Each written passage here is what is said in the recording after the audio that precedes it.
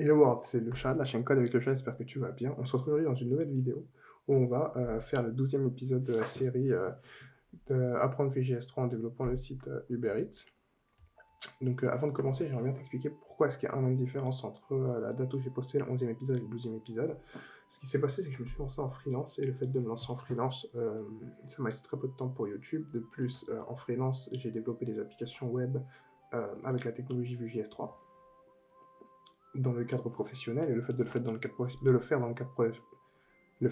cadre, professionnel, ça m'a montré qu'il y a des différences entre le moment où j'ai lancé la série de vidéos et Vue.js3 était en bêta et le moment où c'est sorti en prod.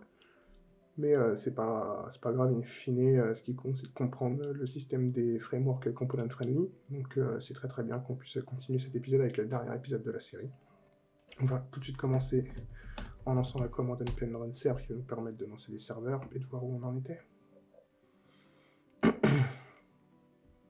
Alors, donc ce qu'on avait fait, voici ce qu'on avait fait, la home avec différents restaurants trop et une search avec les restaurants. Quand on clique sur le restaurant, on arrive sur la page du restaurant et on a juste le titre du restaurant. Donc ce qu'on va faire, c'est retourner sur la page du restaurant et on va mettre en corrélation le titre qu'on a passé dans les paramètres du routing, donc ici, avec les informations qu'on a dans notre BDD, qui est le fichier bdd.js. Donc ce qu'on va faire, c'est qu'on va importer la BDD, import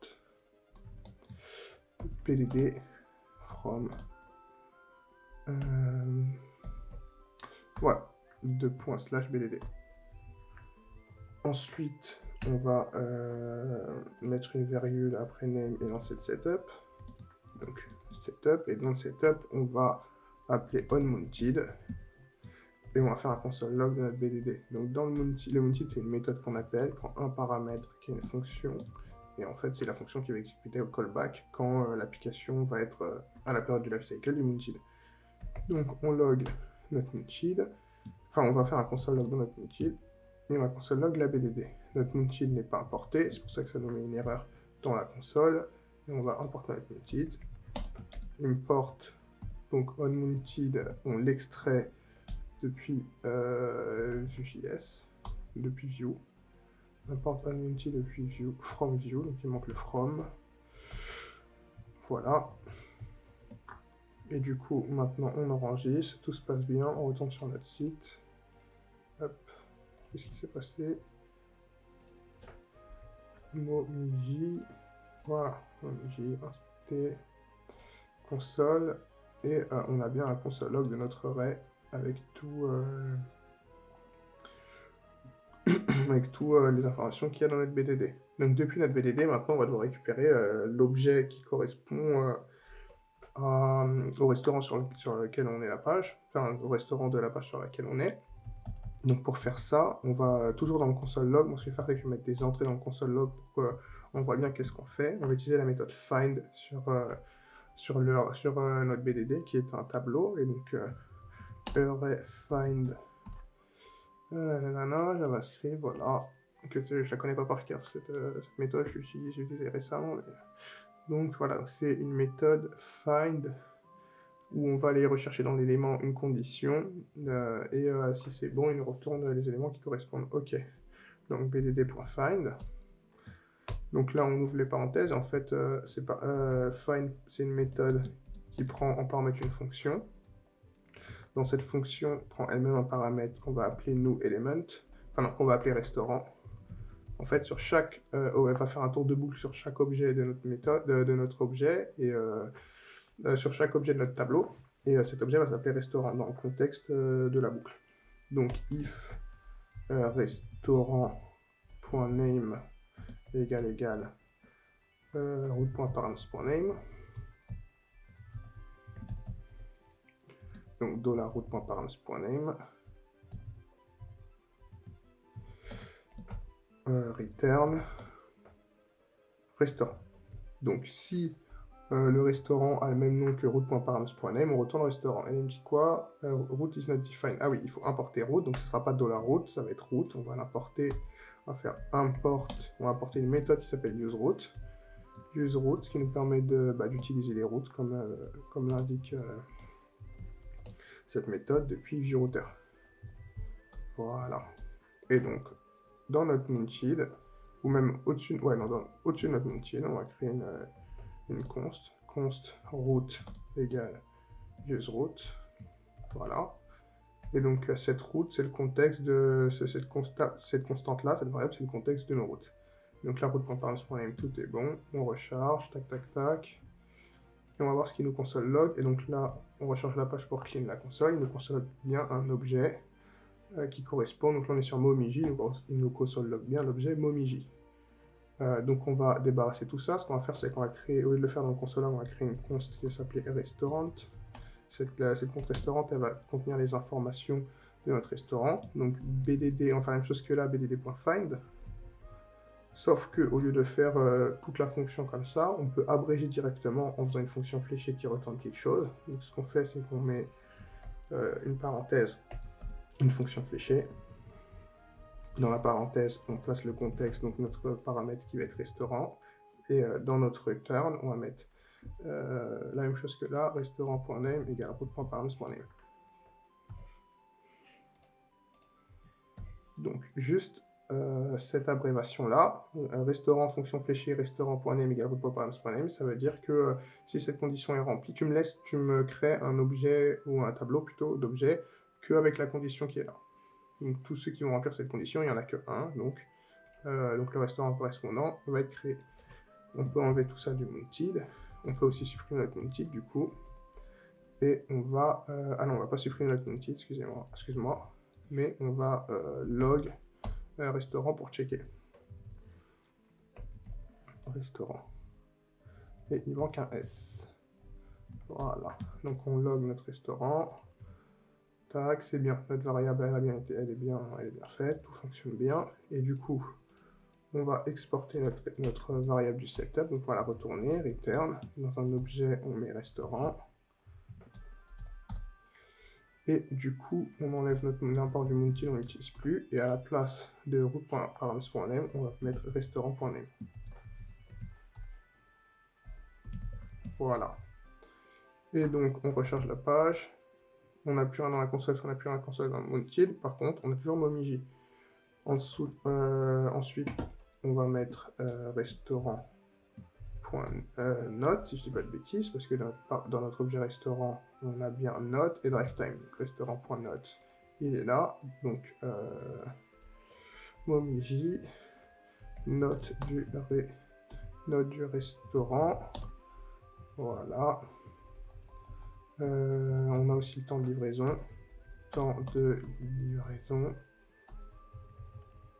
Note du restaurant, temps de livraison. Voilà, momiji, note du restaurant, temps de livraison.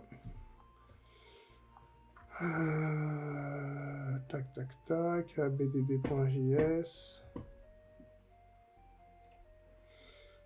J'ai pas d'autres informations, j'ai que l'image. Est-ce qu'on va mettre une image? On va mettre une image, on va faire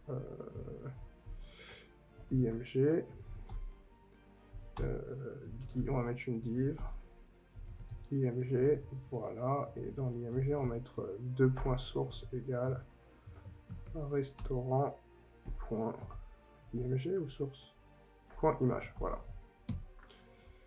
On check, et là on a bien notre image avec le nom du restaurant, la note et le temps de livraison. Maintenant, pour constituer une vraie page de restaurant, ce qu'il faudrait, c'est qu'on ait d'autres informations dans notre objet, notamment, je sais pas, un débrief ou quelque chose.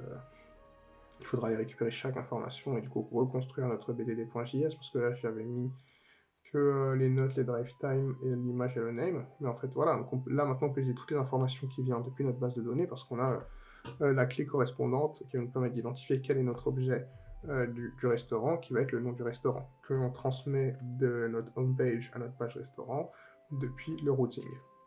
Sur la dernière vidéo, je crois que j'avais parlé de store, on a utilisé le store, etc. Mais en fait, pas besoin d'utiliser le store. On utilise juste le routeur, comme ça. Et donc là, on a une page. Ce que j'aimerais bien faire, rajouter à cette page, ça serait div retour à la home. Voilà, retour à la home. On va mettre un BR. Voilà, commande S. Un petit BR, voilà, retour à la home. Donc on va pas mettre de BR, on va lui mettre ID return et on va styliser depuis le style. Donc sur la balise du style, on va mettre scoped true, voilà. Scoped, ce qui veut dire qu'en fait le style va s'appliquer que sur ce composant, il ne pourra pas déborder sur les autres composants. Typiquement, si je mets H1 font size 24 pixels, ça ne mettra pas 24 pixels sur les autres H1. Donc là, je vais mettre hashtag return MB, donc margin bottom 25 pixels. Font ouais 800 ou 900, voilà. Donc retour à la home, ok, avec margin. On va mettre directement margin, on va faire 25-45 pixels. Voilà, donc comme ça il est un peu en décalé, on le voit. Et on va mettre et 2 points over, on va y rajouter un over. Peut-être pas, et alors, peut-être juste 2 points over. Ah oui, il faut mettre lang égale SCSS, lang égale SCSS, voilà. Et donc là, on peut mettre et 2 points over. Font-size 30 pix. On va voir ce que ça donne. Là, c'est vraiment du freestyle, j'ai pas prévu. Voilà. Retour à la home, 30 pixels, ça veut rien dire. On va faire l'inverse. On va mettre fontway. On va mettre fontway 600 de base. Voilà, et 900 en over. Non, il n'y a pas. Fontway 400. Voilà, 400 de base et 900 en over avec un curseur pointeur. Curseur pointeur. Voilà. Retour à la home et voilà. Et donc maintenant, on va placer un router link au-dessus. Donc, router link. Voilà. Et on va lui dire, on va lui mettre, tout, la metadata tout. On lui met tout slash, ça veut dire qu'on retourne à la home. Et voilà. Tac, donc retour à la home. Et on va lui mettre text transform none. Non, je crois que c'est ça. Text-transform none. Non, c'est pas ça, c'est text decoration none. Decoration none.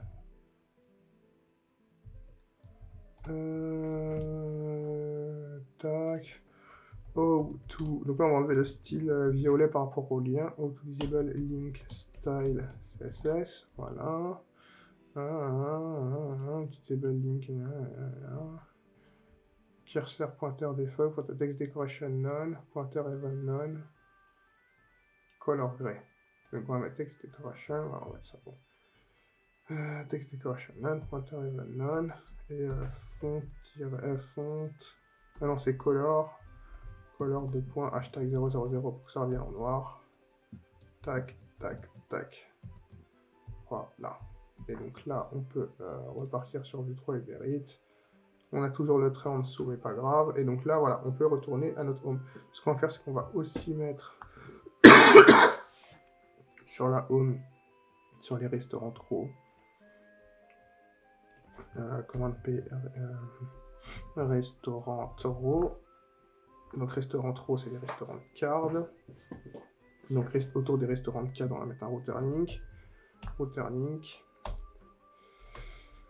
Moi, j'aime pas quand il est en bleu, je préfère quand il est en vert. Voilà, donc en vert, il faut mettre la majuscule pour qu'il identifie comme un composant. Router link, tout.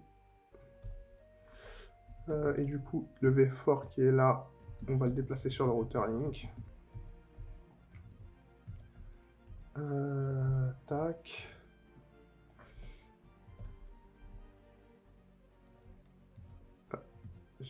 Il me manque un espace, voilà. Et il faut récupérer l'index aussi, enfin la clé qui indexe.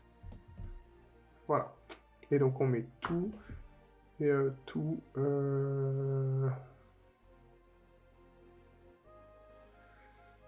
Tout card.name du coup, 2.tout. 2 points. Alors, comment on a fait sur la home?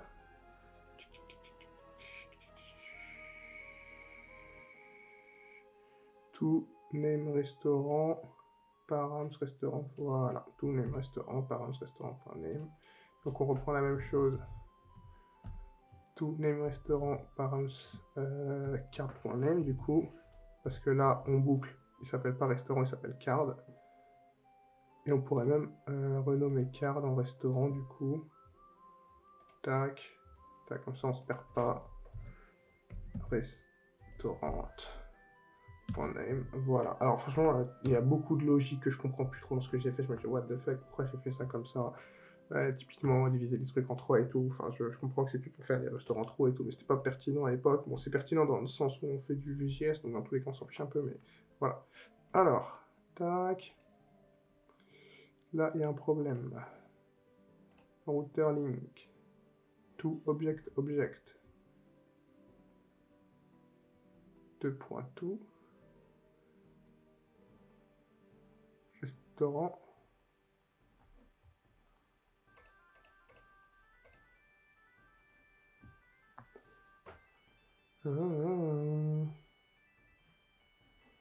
Alors, pourquoi est-ce qu'il me fait ça? Router link. Object object. D'accord. Router link. Restaurant, oui, 32%. Ah, on avait mis des oui 32% dans mon card. Et 30 VH. Weed, auto.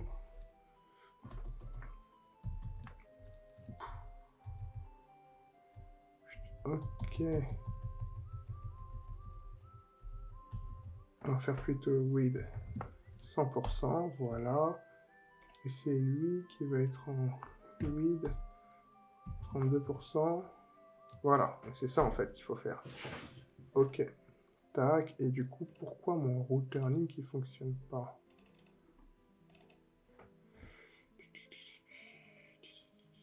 Wrapper card. Restaurant card. Le wrapper card, voilà, c'est un wrapper de 3. Ok. Donc ce qu'on va faire, c'est... en fait, c'est le restaurant card. Je vais appliquer un style quelque part de 32%.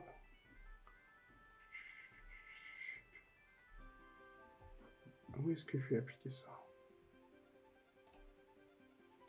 Restaurant card, il est là. 32%. Commande F, 32%. Il y a commande Shift F, 32%. Voilà, restaurant card, oui, 32%. Pourquoi est-ce que j'ai fait ça? Tac. Voilà. Et donc on va mettre 30, with ETH 100%. Sur la 8, je m'en fiche un peu. Enfin, c'est complètement bête de faire ça sur la 8 ici aussi. Mais sur la 8, je m'en fiche un peu. Pourquoi? Parce que là, c'est la 8 sur laquelle on va travailler. En fait, le mieux, c'est de pas bloquer en fait, la 8 et la 8 de nos composants, à part si on est sûr que ça va être comme ça. Mais le bloquer en pourcentage, c'est complètement bête. 30 VH. 30 VH et je sais pas combien de weed, c'est complètement bête. Ça n'a aucun intérêt de faire ça en fait, il faut le faire sur les composants au-dessus, mais c'est pas grave. Restaurant trop. Tac tac tac tac tac tac. Router link. On va mettre router link classe égale restaurant wrapper. Restaurant-wrapper. Voilà. Et donc notre restaurant de wrapper, ce qu'on va faire, c'est quoi? Pour un restaurant de wrapper, with 32%, 33%, quelque chose comme ça qu'on avait mis. Et donc du coup, voilà. C'est même peut-être un peu moins, c'est peut-être 32%. Voilà, donc là on retourne une bonne taille. Alors là, on ne sait toujours pas pourquoi le routing qui ne fonctionne pas. Mais c'est pas grave. Donc on va recommencer. Tac tac tac, router link. On va lui mettre 2.tout. On va mettre tout slash restaurant. Et on va juste checker ça comme ça. Pour moi, il y a un vrai problème quelque part. Restaurant image, restaurant carte, tout slash restaurant. Pourquoi est-ce que pourquoi est-ce que ça fonctionne pas?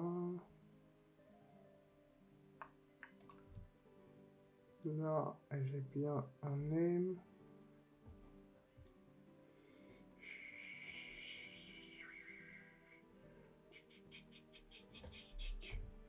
On va... ce qu'on va faire, c'est qu'on va commenter ça. On va recommencer de 0. On va mettre un routeur link. Voilà, routeur link to slash restaurant. Mettre Toto. Je vais mettre Toto. Restaurant card has been registered. Voilà, les deux, on fait ça comme ça, on commente. Voilà, donc j'ai Toto, Toto, Toto. Donc là, pour l'instant, ça marche. Quand je mets Toto, ça marche. Ça, c'est super. Étape numéro 1. Là, le problème, il vient pas. Il venait peut-être de mon routeur link, peut-être de mon restaurant card. Donc là, je mets restaurant card. Tac. Restaurant card. Donc là, ça marche plus parce qu'il va me manquer le V-fort. Donc, tout ce qui va être V-fort, on va le remettre là. Tac. Et on va enlever le tout. Parce que le tout, on l'a déjà. Donc là, je recharge. V-fort, restaurant. Intri, restaurant. Tac. Donc là, il y a un problème. Parce que quand je mets Toto, il marchait, il marche plus. Ok. Donc là, déjà, ça ne doit pas s'appeler restaurant, mais restaurant. Voilà. On recommence avec le P Toto. Il réapparaît. On met le P Tata. Du coup, on va le changer et on va rappeler notre restaurant card. Restaurant card.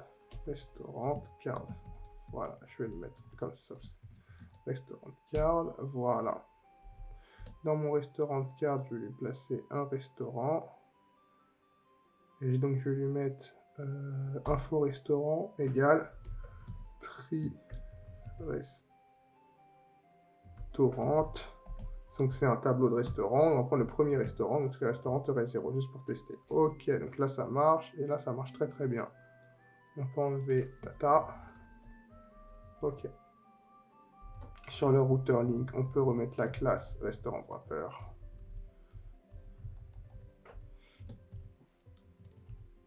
Ok, donc là, ça marche bien.